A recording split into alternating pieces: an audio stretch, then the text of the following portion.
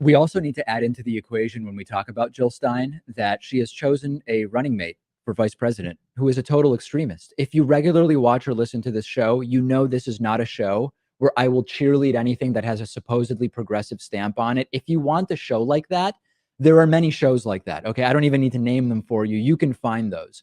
I am going to be completely upfront that when there is a critique I need to make of something that is supposedly progressive, I will make it.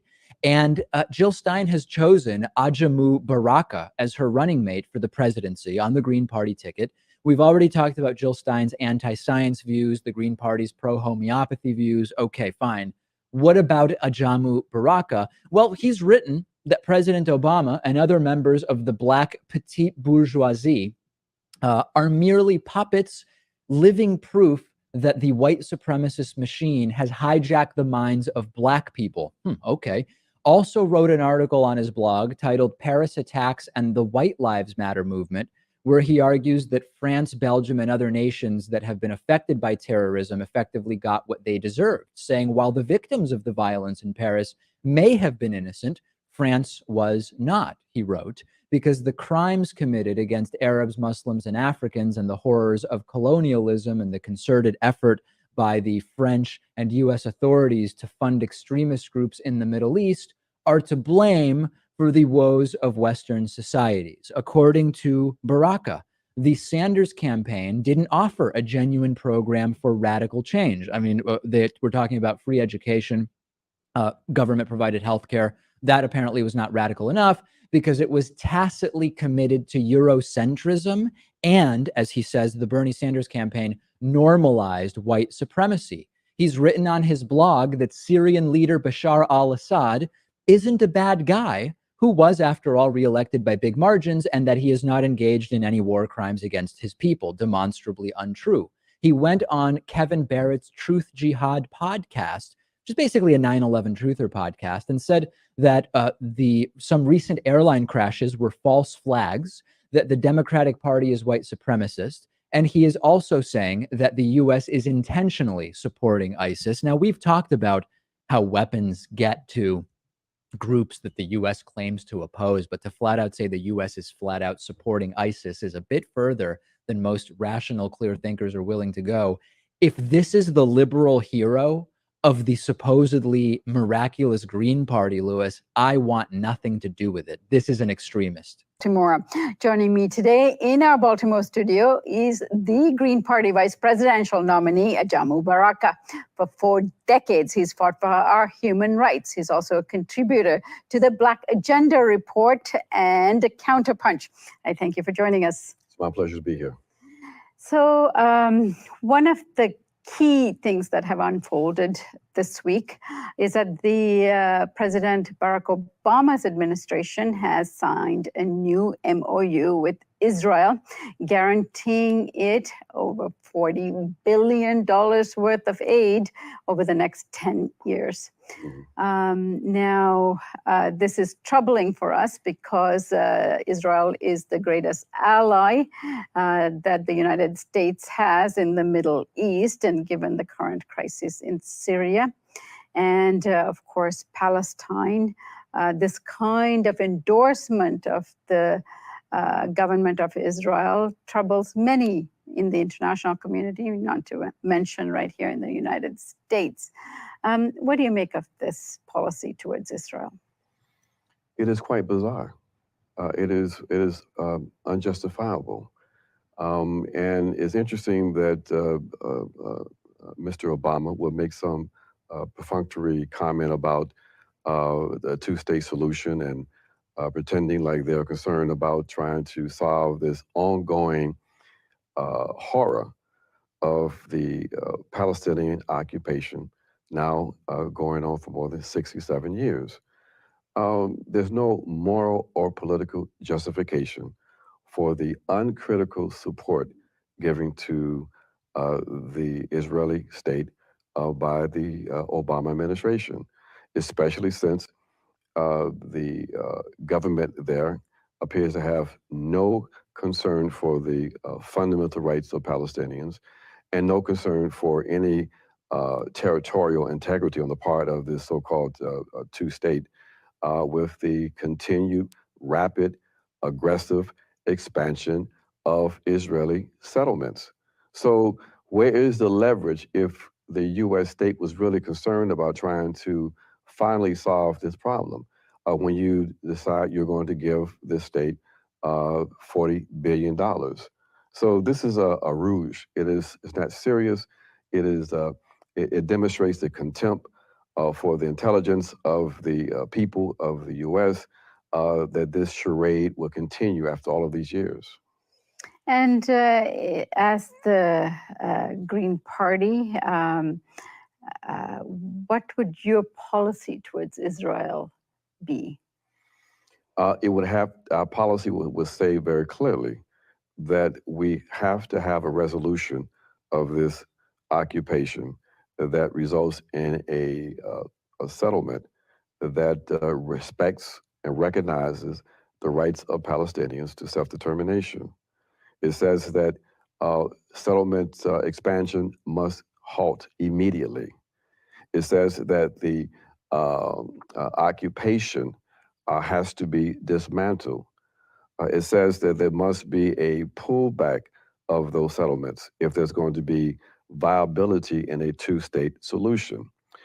And if there's resistance, then it becomes clear to everyone concerned that the only real solution is a one-state solution in which every person has equal rights, and there's no special positions based on any ethnic concerns or religious membership.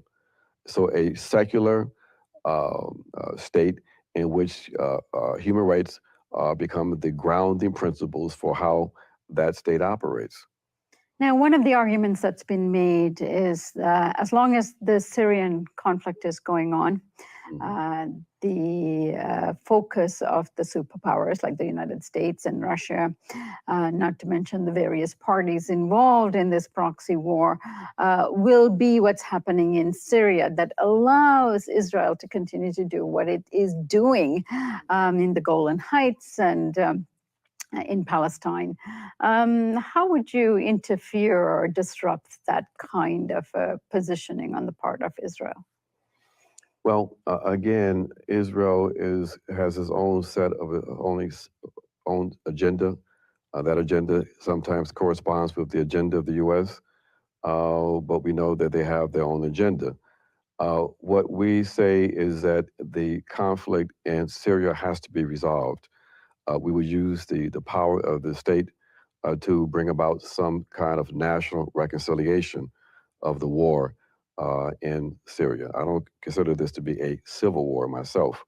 But the issue with Israel is that there are powerful forces in this country that still believe that Israel has a role to play in a support power for U.S. dominance in that region. And so the justification for continued support is that Israel is facing some kind of existential threat from its neighbors.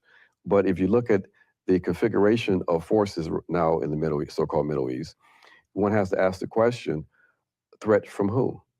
But to shift on topics, I want to ask you about what I've been calling this mass genocidal psychosis that we've been seeing in the West, where people have been lying, spreading smears about the Palestinian people in order to justify a genocide. I'm going to show you guys this tweet because I've seen a lot of different numbers. Like, we're still trying to reconcile what the hell is going on. So I'll read this tweet from Sarah.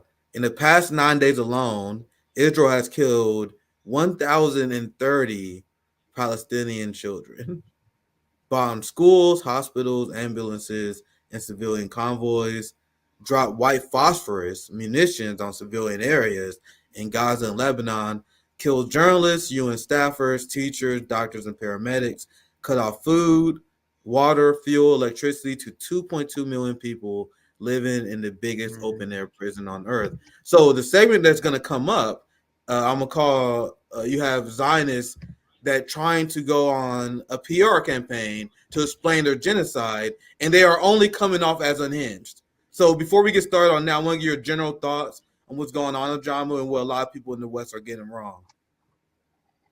Well, what's going on right now, and I think it's obvious for any of us who can see, whose consciousness is not clouded by white supremacy. What we are forced to witness is, in fact, a crime against humanity, a genocidal assault on a occupied and conquered people, whose only crime, from the perspective of the colonists, is that they have resisted, that they have formations that have remained intact, that they have formations that build a capacity for military defense. And as a consequence of that, they are now being forced to suffer, to be subjected to what everybody recognizes as an illegal international crime, which is the crime of imposing collective punishment on an occupied people. The only the only collective rights we have in play in this so-called conflict between the fascist Israeli state and the Palestinian people are the rights of the Palestinian people. Palestinian people have a collective right to resist occupation, Yes. to resist colonization. And so this notion that Israel has a right to defend itself is a bogus right. It's a fictitious right. It does not exist except in the imaginations of the white West. So we are forced to watch this insane, this this brutal assault on these people, and it's almost like it's entertainment. I mean, here you have people who have no place to run, who are being subjected to constant bombardment, constant attacks by jets, um, and the Western nations, the leadership at least of those Western nations, they frame this as though it's some kind of moral crusade. Look at the comments from this Tom a few minutes ago, Cory Booker, that this is a moral crusade. If you don't believe that Hamas and the Palestinian people, and let's be clear, this whole thing with Hamas is not real. It's not about Hamas, and even spokespersons from the Israeli side have made it clear. It's about the Palestinian people. They are there to punish the Palestinian people. They're not waging war against Hamas. They waging war against the Palestinian people. We are forced to observe this, to watch it. It is one of the most obscene spectacles ever. But you know what? As a consequence of this, what the Israelis might be winning the short-term military battle, but they definitely are losing the ideological war. Yeah. And Caitlin Johnstone made this amazing point, just to show you guys how brainwashed people are being. Israel had a hard time finding Hamas for years, right? Now they're waging this war in Gaza, and they know exactly where Hamas is. They bombing hospitals because they know Hamas is there, but CJ, they didn't know where Hamas was before. Like, it was a mystery. But now they know exactly where Hamas is, despite the fact they're bombing them. No, they're waging war against Palestinians, and we're gonna make that very clear. I'm gonna show you guys officials from Israel going on Western media sources and making complete asses of themselves. Before I do, I want to back up another point you make, and this is something I've been screaming from the rooftops. Israel is the only party that is not in compliance with international law. Joe Biden and Anthony Blinken rejoined the UN Human Rights Council because they were getting frustrated because other countries, including Western vassals, wanted to go after Israel for war crimes and their apartheid. It's been the United States and their veto power that have been preventing Israel from being held accountable for the criminal rogue regime that they are. Palestinians, based on the UN Charter, has the right to resist their use armed resistance to resist their occupier. These are facts that they will not explain to you on the social on corporate media at all. Like, facts over your feelings, right? These are the facts. These are the laws that you guys write down in your white books. that I am quoting here, right? I was at. Go ahead if you want to chime in, John. Go ahead. Just real quickly, and that's why they don't adhere to international law. Instead of international law, they talk about a rules-based order where they make the rules and they enforce the order. They are operating outside of international law. So you ask the question: if a state is operating outside of the law, then how do you characterize that state? That state is characterized as an outlaw. Yes. What states operate as outlaws? Rogue states. So the U.S. basically is a rogue state, including the state of Israel, engaging in international gangsterism. So this has to be framed in that way because we have to undermine, at least within the U.S., this this sort of the moral foundation that there's something there to defend when it comes to this relationship between the Israeli colonial state and the conquered people, the Palestinians. This is it. This, and the fact that people can believe that is justifiable to treat people in this fashion. What it does is just it helps to reveal the true character, not only of the U.S. and Israel, but the true character of the Western colonial project from 1492. And these people do not believe in their own values of liberalism. These people are the same people that basically justified the conquering of North America, justified the attempted genocide against Native people across the so-called Americas. These are the same people who are willing today to blow up the entire planet in order to maintain a white Western hegemony. Absolutely well said.